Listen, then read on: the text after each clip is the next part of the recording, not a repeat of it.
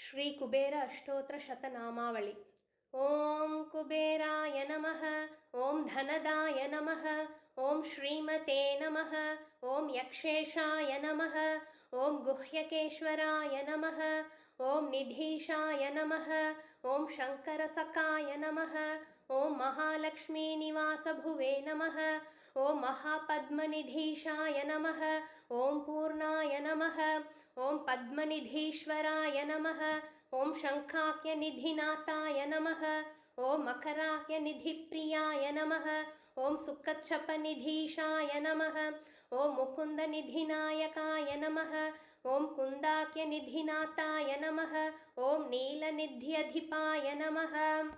ओम महते नमः। ओम खर्वनित्यधिपाय नमः। ओम पूज्याय नमः।